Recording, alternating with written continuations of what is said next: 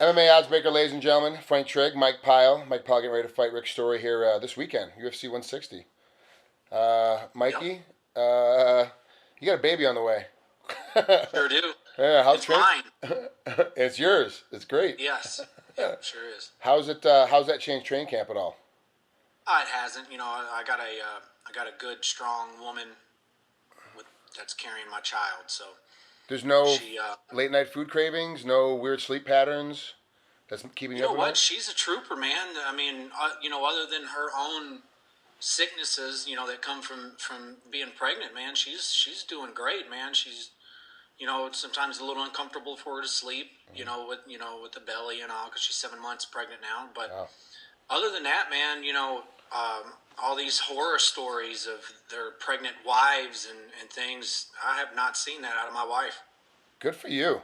That's good. Yeah, I'm blessed. I feel blessed about that. For all the crap you've done as a kid, it's Shit. not coming into pregnancy, so Well, it's going to come when the well, baby's born.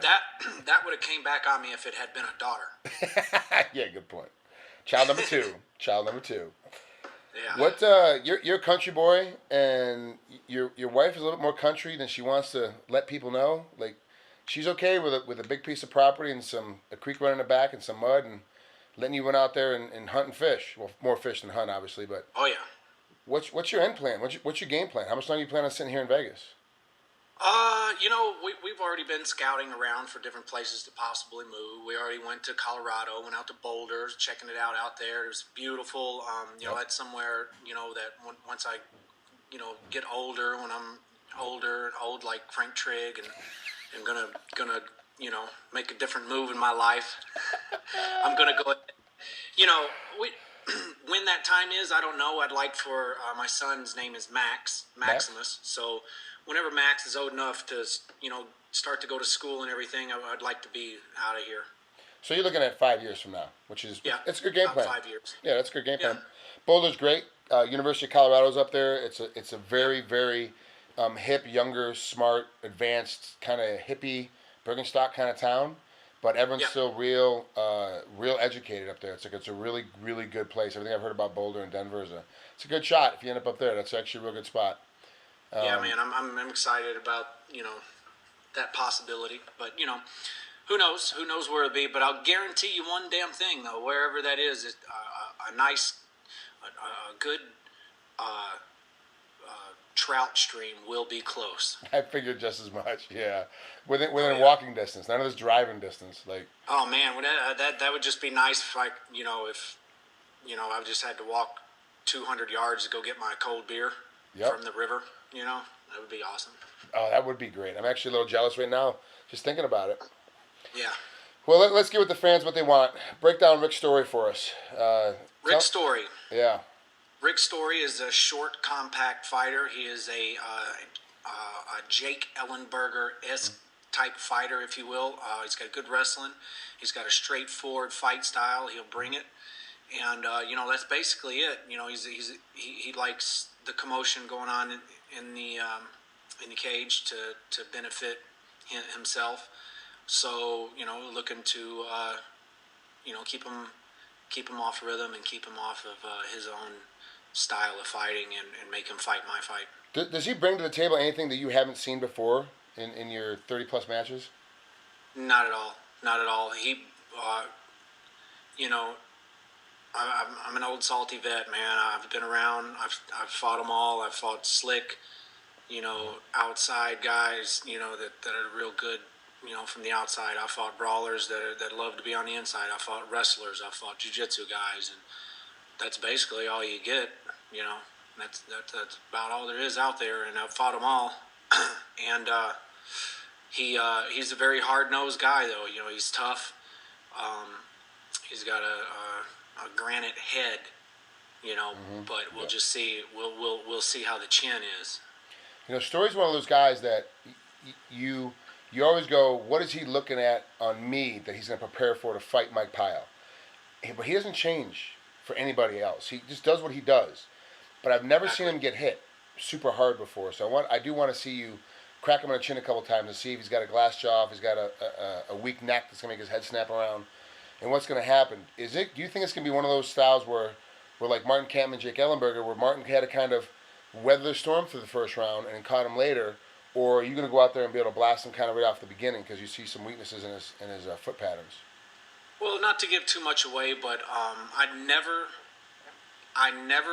say I'm going to weather the storm, because what that means is I'm going to accept the fact that he is going to be in there and going to be in control and going to be running the show. Not the case. That ain't going to happen. So to weather the storm, no, I'm not a piece of debris being thrown around in that storm. I am another gale force wind that's coming in as well on this storm. So I'll make him pay if he makes a mistake. If you look at my last two fights, you got two guys that are super aggressive, and all they want to do was get in and get in my face and be there and give it all they got. Well, they fell down. Yeah. One guy fell face first. One of those guys fell face first, which is funny. Nothing's funny when a guy falls face first. To me, that's just the best knockout possible. Right? That's all time. That's the good one right there, face down. But so if he wants to get aggressive with me and he really wants to come in and bring, he will 110% get hit with something that will change his mind.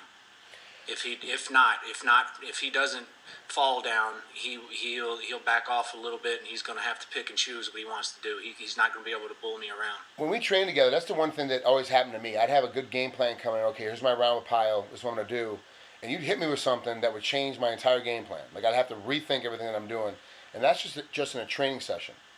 What do you think is going to happen to him when you hit him for the first time for real? He gets the back of his knees start to tingle kind of feeling. What do you think he's going to switch to right away? Do you think he's going to keep trying to brawl you, or do you think he's all of a sudden try to turn into an explosive wrestler?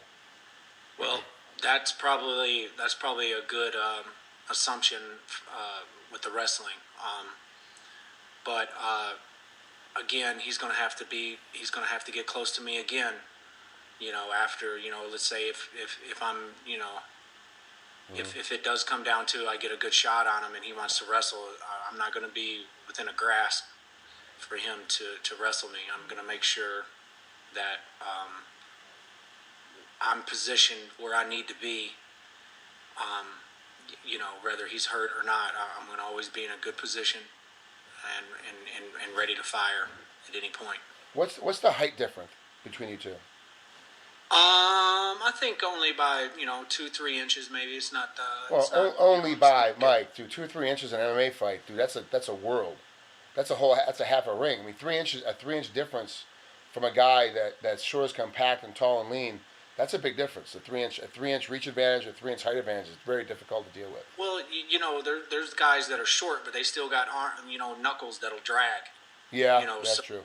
That's true. And that kind of makes them a little bit more dangerous because they can stay at a low profile and really, squat down and still have their reach. And here you are punching down at them when they're a little bit shorter and they still got a good reach. Not 100% sure. I don't believe all of that. All of the who's the stats. 5'10", with a 74-inch reach. You never know who's measuring that. You know what? It doesn't matter. You always get that first little gauge when you stand in their face at the weigh-ins, and you kind of get a little bit of a feel of distance, just a little bit. Not nothing at all that's gonna make a difference in a fight, but you get a little, so to say, size up each other or whatever. Yeah, it can make a difference in a fight, though, because you might be able to see the fear in his eyes and realize you got something on him, or vice versa. I mean, it can definitely, the stare down can change things a little bit. If you're, remember, we're talking about 1%, 2% difference. So that stare down can make a big difference. You can see the difference in him, and you can also see how skinny he is, making weight, and that he didn't get much bigger come fight night. It's like, oh, well, this is, I'm much bigger. Well, when I fought James Head, at the weigh-in, I was like, damn, he's big at the weigh-in. And then that son of a bitch was standing across the cage, and the next night, I said, oh, my God, that's a big son of a bitch. Yeah. I'm going to have to knock the shit out of him. Yeah, I'm going to have to hit him hard and quick. Hit him hard, man. I'm going to have to hit him hard. And I did. Yeah, you did. You didn't hit him that much either. You just hit him a couple times. He fell down. It's that's you have to pick and choose, man. If you, I'm kind of I prefer to be a sharpshooter rather than a brawler. Yep. Because you can get wore out quick, and you can also make mistakes, and and end up staring at a flashlight. This one is this fight's at home. It's Vegas. Yes. When you moving into the Love hotel, or are you going to move into the hotel? I got to go down and check in tomorrow. No, I'm not going to check in. I don't want to deal with all that hustle bustle walking around there eating. I'm going to stay right here. Last fight I had was here in Vegas too, so got the hometown advantage again. Yep. Plan on taking full advantage of that, and what I mean by that is having my house, having my food, my kitchen, my toilet, my everything, my bed, all that. It's just a comfort zone that's just like, when I leave from here that Saturday, I'm going down to the gym. Yeah. I'm going down there, I'm kicking ass, and then I'm coming home. Yep, and come back to the house. Simple as that. The hotel room basically becomes a spot in case you afterwards at the after party you don't feel like taking a cab back to the house. You go to the hotel room. Otherwise, the hotel room stays empty. You got it. It is better, and you do seem to fight better when you're home, when it's at the house. You are better in the house, and I feel better. I feel better here. You're a lot more relaxed. Is that just because it's the house and you're more relaxed because you're not in a weird spot and it's the bed, or is it because what makes you so much more relaxed being at home especially during fight? I don't know. I just think it's just you're just in your comfort zone. You don't have to plan anything out. You don't got to plan. Okay, we're gonna go eat down at so and so, and then you got to text all the guys. Where's everybody at? Okay, and then you're gonna we'll meet down here. Let's meet down in 5. We'll go there. Whatever. I'm right here on the couch. I can see whoever I need to see down at the end of the couch. Yeah. I got my PlayStation here and play. Or get my mind off things if I want to go and and sit down at my little hobby desk and tie my fishing flies and just relax and. Hold on. You tie your own flies? Oh yeah. What the man? How do you have patience for all that mess? Buddy, I am a hillbilly. Yeah, for real though. Like you were my only hillbilly friend I got. You're it, man. I make fun of a lot of my friends, but you are the one real hillbilly I got. It is amazing to me that you tie your own flies. Yeah, I'm country, and I catch big mother suckers on that too. Oh, I'm so upset. I have zero fishing skill. You can put the fish. You can put the fish on the hook for me, and I can't get it. I still can't get it in the boat. Still can't get it on the boat. Yep. All right, Mikey Pyle. Thanks, man. I know it's late. It's Monday night. You got to get to bed.